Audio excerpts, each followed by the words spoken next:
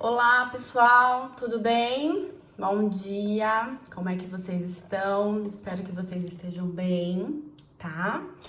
Bom, hoje a nossa aula será relacionada àquelas atividades complementares que vocês retiraram na escola na quinta e na sexta-feira, tá bom? Eu coloquei em um único arquivo gramática e redação, tá joia? Hoje eu vou orientá-los, tá? Para vocês resolverem essas atividades. E aí, a nossa próxima aula será na quinta-feira, tá? Então, vocês terão até quinta-feira antes da aula para enviar no meu particular as fotos das atividades, tá bom? E aí, na quinta-feira, eu já posto as correções, tudo bem? Por enquanto, a gente vai ficando aqui, eu fico online com vocês. E qualquer dúvida, tá? Vocês podem me chamar pelo grupo do WhatsApp da sala, tá joia? Bom, antes de nós iniciarmos, então, eu vou fazer alguns combinados com vocês. Olha só, combinados. Então, seguir o horário da aula que vocês já têm. Então, por exemplo, às segundas-feiras, quinta e sexta aula gramática. Ou seja, eu vou ficar disponível para a turma do 7º ano, que são vocês, na segunda-feira, das 10h40 ao meio-dia 20, tá? Durante esse horário, vocês poderão enviar todas as dúvidas e questionamentos relacionados à matéria, tá bom? E aí, às quintas-feiras, terceira e quarta aula, às 8h40 às 10h40. E às sextas-feiras, quinta e sexta aula, 10h40 a meio-dia 20. Tá joia? Então, vocês vão ficar livre de mim aí às terças e às quartas, tá bom? Pessoal, esse aqui é o nosso horário, tá? Que vocês já estavam acostumados, ok? Bom, então nós temos aí a atividade gramática e redação, olha lá, 7º ano. Eu iniciei o Lobo e o Cordeiro, um textinho, uma fábula, tá? E aí, a primeira questão diz o seguinte, ó. No enunciado escrito, o modo como a linguagem é usada permite ao leitor perceber a importância de determinados sinais de pontuação, palavras, expressões e frases que são parte do contexto comunicativo. Na fábula O Lobo e o Cordeiro, há um termo, isolado por vírgulas, que possibilita ao leitor entender por que o lobo, sendo um animal selvagem e carnívoro, não devorou o cordeiro. Indica esse termo, tá? Então, tem aí no texto um termo, tá? Que mostra por que o lobo, mesmo sendo um animal selvagem e carnívoro, não devorou o cordeiro. Ok? Continuando, ó. Nas orações, o sujeito é o termo sobre o qual recai a predicação e com o qual o verbo concorda em número singular e plural, pessoa, primeira, segunda ou terceira pessoa gramatical. E aí, como nós já estudamos, o predicado é tudo que resta de uma oração quando se retira dela o sujeito, tá? Releia o trecho. Que possam todos os lobos morrer da pior morte, porque, sem terem sofrido nenhum mal de nossa parte, vocês nos atacam com maldade. O que eu quero, ó? Identifique o sujeito em que recai a ação dos verbos possam morrer e terem sofrido.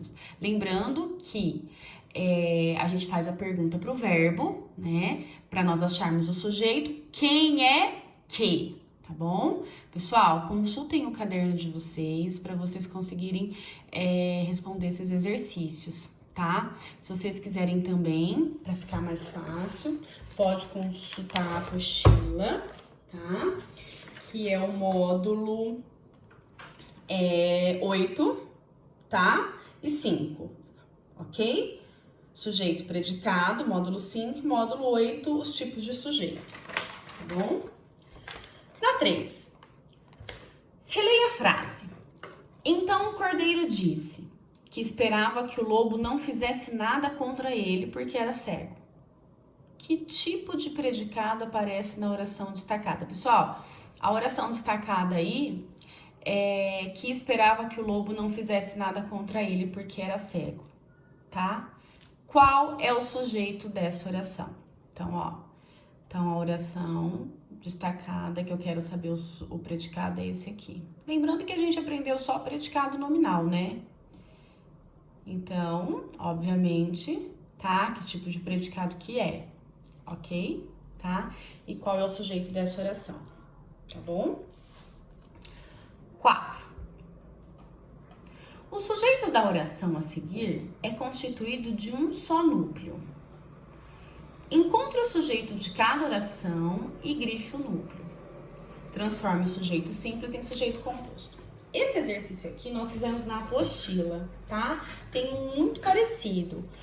Lembrando que o sujeito simples apresenta um único núcleo, tá? O núcleo do sujeito será sempre uma palavra com valor de um substantivo, tá bom? O que eu quero? Eu dei aí para vocês, em todas as frases A, B, C e D, sujeito simples que tem apenas um único núcleo, tá? Eu quero que você transforme, tá? De sujeito simples para sujeito composto, ok? Lembrando então que para eu ter um sujeito composto, eu preciso de 2 núcleos, tá joia? Se vocês abrirem também o caderno, tá? Nas explicações e na apostila do módulo 8, a gente fez um exercício muito parecido com este, tá? Mas qualquer coisa vocês podem me chamar. 5. Atribui o sujeito pertencentes às orações abaixo, tendo como suporte o seguinte código. Então, vamos lá. Sujeito determinado simples, apenas um único núcleo. Sujeito determinado composto, mais de um núcleo. Sujeito oculto, o sujeito não está explícito na frase, mas eu consigo identificar pela terminação do verbo, lembra? Sujeito indeterminado, eu não consigo identificar, tá? Por isso que ele é indeterminado. Características do sujeito indeterminado, verbo na terceira pessoa do plural, tá bom? E o C como índice de indeterminação do sujeito, lembrem disso, tá? Sujeito inexistente, oração sem sujeito, são os verbos que exprimem fenômenos naturais, verbo fazer no sentido de existir, verbo haver no sentido de existir e verbo fazer no sentido de tempo decorrido, tá bom? Olhem lá também no caderno, na explicação que eu passei para vocês em aula, tá? Depois, grife o predicado nominal e circule o verbo de ligação nas frases abaixo. Pessoal, predicado nominal, lembra? Verbo de ligação, seres paperconf, lembra disso? Mais o predicativo do sujeito, que é a qualidade característica do sujeito, tá? Então, eu quero que vocês grifem aí para mim o predicado nominal e circular o verbo de ligação nas frases abaixo, tá bom? E aí, essa parte que leio o poema já começa a redação, tá? Então, eu passei aqui para vocês o poema do Mário Quintana, tá? Olha só. E aí eu disse o seguinte, ó, questões. O poema é constituído de 6 estrofes numeradas que o autor chama de variações sobre o mesmo tema. Se você observar atentamente, notará que todas elas contêm palavras ou expressões que se aproximam pelo significado. Essas expressões estão relacionadas ao tema do poema, tá? Então, o que você vai fazer? Escolha em cada estrofe uma dessas palavras ou expressões relacionadas ao tema, tá bom? Então, na primeira estrofe, tal palavra ou tal expressão, na segunda estrofe, tal palavra ou tal expressão, e assim por diante, tá bom? 8. O poema fala de 2 tipos de viagem. Releia as variações 5 e 3 nesta ordem e explique a diferença entre essas viagens, tá? Indique também os veículos utilizados para elas. Pessoal, essa daqui é pura interpretação, tá bom? Então, eu preciso que vocês leiam com bastante atenção o poema, tá? Mas qualquer coisa pode chamar, tá bem? Continuando. O tema do poema está ligado às palavras viagem e poema. Explique a expressão cama jangada. O que significa essa expressão no poema? Tá? O que vocês acham que significa, tá? Eu quero aqui que vocês escrevam com as próprias palavras de vocês, tá bom? 10. Embora seja uma coincidência, a cor verde da esferográfica é sugestiva para o poeta. Pensando no tema do poema, o que ele pode estar sugerindo? Tá? Então, o que ele pode estar sugerindo através da cor verde da esferográfica? Tá? 11. Crie um poema de 3 estrofes que apareça o efeito de sinestesia. Pessoal, lembra de sinestesia? Nós vimos nos primeiros módulos módulo 1, tá? Sinestesia, figura de palavra, que consiste em agrupar e reunir sensações originárias de diferentes órgãos de sentido. Lembra disso?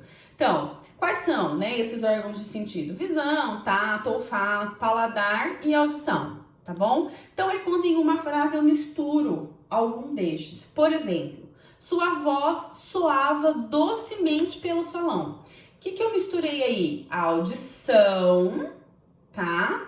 Soava, né? E o paladar docemente. Então, aqui a gente tem uma sinestesia, tá? Então, aqui eu quero que vocês criem um poema em que apareça pelo menos um efeito de sinestesia, ok? E aí, para não perder o costume, tem uma propostinha de redação, olha só. Nas aulas de produção de texto, você escreveu textos narrativos e aprendeu que neles a linguagem deve ser adequada às características do gênero, tá? Quanto aos da personagem narradora. Nessa atividade, você utilizará o que aprendeu naquelas aulas. Para isso, comece observando a imagem a seguir. Olha só, então, o que vocês têm aí, tá? Olha o casal aí, tá bom? Olha só.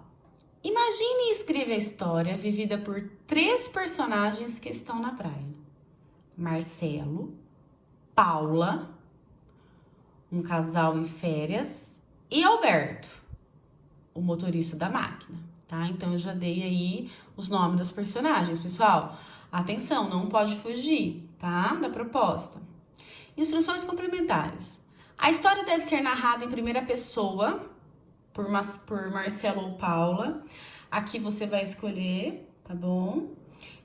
Desde que seja narrador em primeira pessoa, um narrador autodiegético, ou seja, aquele narrador que participa da ação, tá bom? Antes de começar a escrever, portanto, defina quem será o narrador, tá? A história pode ser engraçada ou triste, mas atenção, os fatos inventados devem ser coerentes com a situação apresentada na imagem. Cuidado para não fugir, tá? Do tema.